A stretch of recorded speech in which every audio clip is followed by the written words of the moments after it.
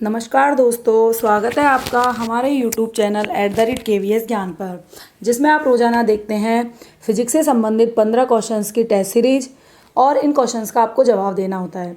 तो आज की टेस्ट सीरीज शुरू करने से पहले यदि आप हमारे चैनल पर नए हैं तो हमारे चैनल को सब्सक्राइब कर लें और बेल आइकन को प्रेस कर लें ताकि आपको आने वाली नोटिफिकेशन मिल सके। तो चलो शुरू करते हैं आज की टेस्ट सीरीज का पहला प्रश्न। तो आज का हमारा पहला प्रश्न है, निम्न में से द्विविमीय गति का उदाहरण नहीं है। 4 ऑप्शन आपके सामने दिए गए हैं, आपको इन चारों ऑप्शन में से सेलेक्ट करके बताना है कि ऐसा कौन सा एग्जाम्पल है जो द्विविमीय गति का नहीं है। पहला ऑप्शन है प्रक्षेप गति, दूसरा है वृत्ताकार पथ पर गति, तीसरा है वायुयान की गति और चौथा है ब्लैक बोर्ड पर कीड़े की गति। आपको बताना है कि सही आंसर क्या है। तो देखो, इसका सही आंसर है ऑप्शन सी, वायुयान की गति।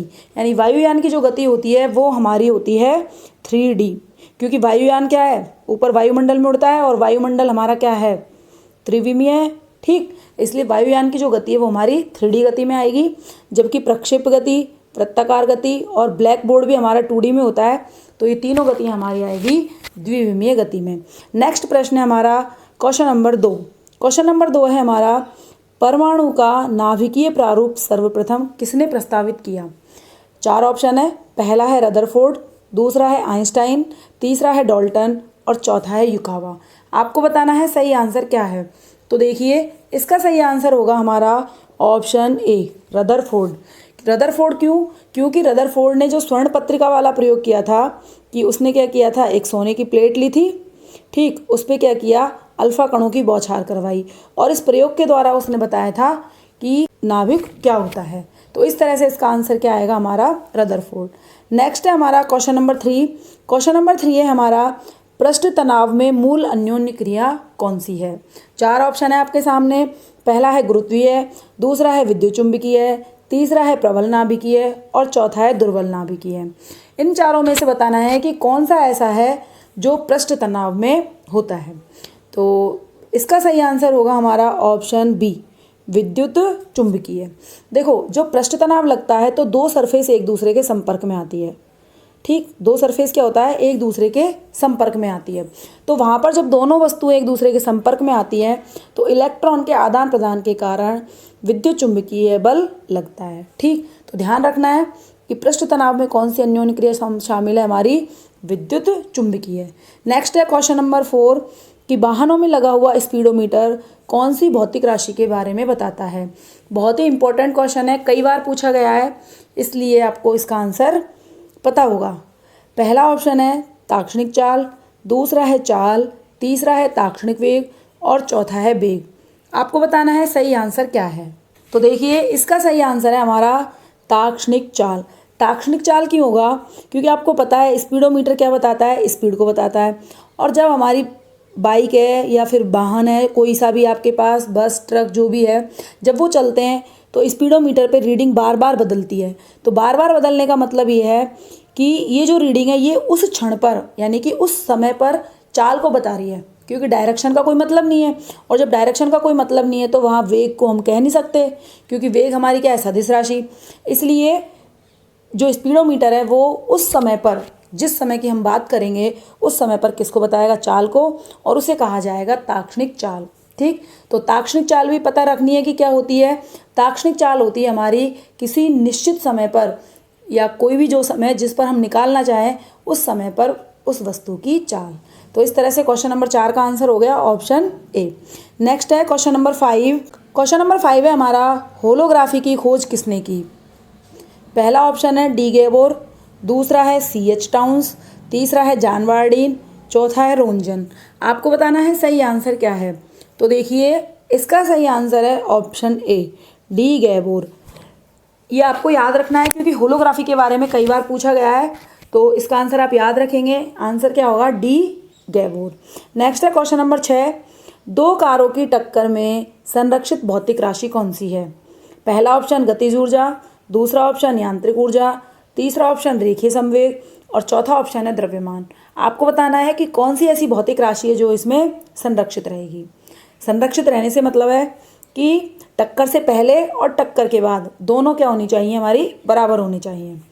तो देखिए, इसका सही आंसर है ऑप्शन सी, रेखीय संवेग, यानी कि रेखीय संवेग जो होता है जिसको हम क्या कहते हैं, लीनियर मोमेंटम, वो क्या रहेगा यहाँ पर, कंजर्व रहेगा।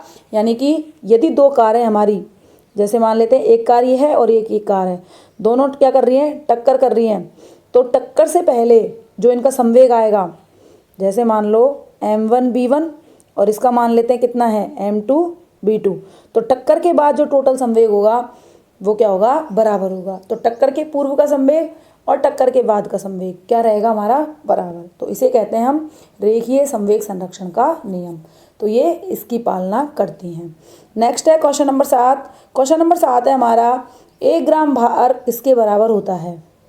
पहला ऑप्शन है 9.8 न्यूटन, दूसरा है 980 डाइन, तीसरा है 9.8 डाइन और चौथा है 0.98 डाइन। इससे पहले 1 किलोग्राम भार वाला क्वेश्चन पहले वाली टेस्ट सीरीज में आ चुका है, जिसका लिंक ऊपर आई बटन पर दिया गया है, तो वहाँ जाके आप उसे देख सकते हैं। तो हमारा इसका आंसर क्या होगा, ऑप्शन बी 980 डाइन। कैसे आता है देखिए, मैं निकाल के दिखा देती हूँ आपको। हम लिखेंगे 1 ग्राम भार, ठीक।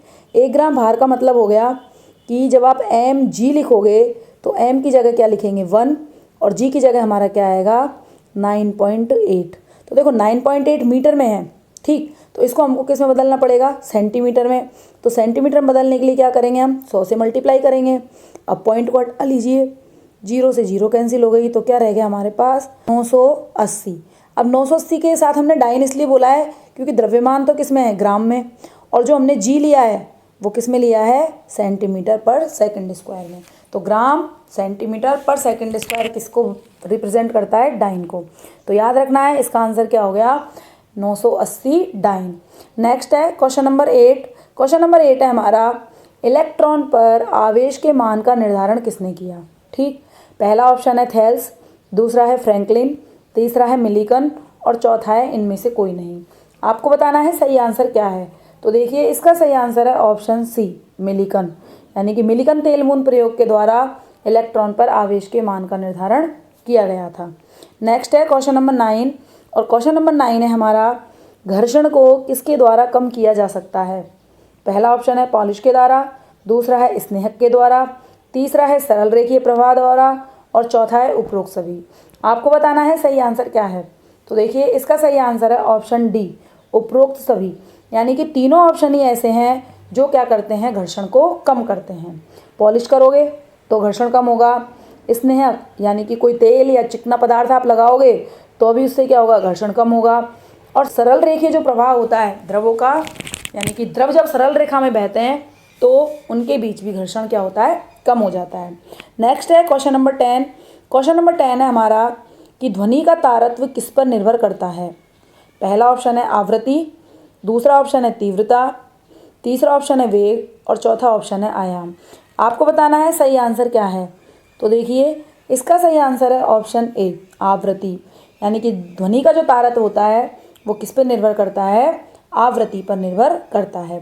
तारत्व क्या होता है, तारत्व होता है किसी भी व्यक्ति की या किसी भी सजीव की जो आवाज़ होती है उसका भारी होना या पतली होना, वो होता है हमारा तारत्व, ठीक। नेक्स्ट है क्वेश्चन नंबर 11। क्वेश्चन नंबर 11 है हमारा, गुरुत्वीय अन्योन्य क्रिया से संबद्ध क्षेत्रकण कौन सा है। पहला ऑप्शन है ग्रेविटोन, दूसरा ऑप्शन है फोटोन, तीसरा ऑप्शन है मैसोन और चौथा ऑप्शन है बोसोन। आपको बताना है सही आंसर क्या है। तो देखिए गुरुत्वीय अन्योन्य क्रिया जो होती है उनसे संबद्ध कण होता है हमारा ग्रेविटोन। इम्पोर्टेंट क्वेश्चन है, कई बार पूछा गया है, तो ध्यान रखना है कि गुरुत्वीय अन्योन्य क्रिया का जो क्षेत्रकण है वो क्या है, हमारा ग्रेविटोन। नेक्स्ट है क्वेश्चन नंबर 12। क्वेश्चन नंबर 12 है हमारा कि बोसोन क्या है। क्वेश्चन नंबर 12 क्या है, बोसोन क्या है। पहला ऑप्शन है अर्धपूर्णांक चक्रण वाले कण, दूसरा है पूर्णांक चक्रण वाले कण, तीसरा है गैसों के कण, चौथा है अनाविशित कण। आपको बताना है सही आंसर क्या है। तो देखिए इसका सही आंसर है ऑप्शन ए अर्धपूर्णांक चक्रण वाले कण, यानी कि इनका जो चक्रण होता है, चक्रण से मतलब है जितने मान से ये घूमते हैं वो क्या होता है, इनका अर्धपूर्णांक होता है, यानी कि हाफ 3/2 इस रूप में होता है। नेक्स्ट है हमारा क्वेश्चन नंबर 13। क्वेश्चन नंबर 13 है हमारा कि सूर्योदय व सूर्यास्त के समय आसमान का लाल रंग किस कारण से दिखाई देता है। पहला ऑप्शन है अपवर्तन, दूसरा ऑप्शन है प्रकीर्णन, तीसरा ऑप्शन है परावर्तन और चौथा ऑप्शन है पूर्ण आंतरिक परावर्तन। आपको बताना है कि सही आंसर क्या है।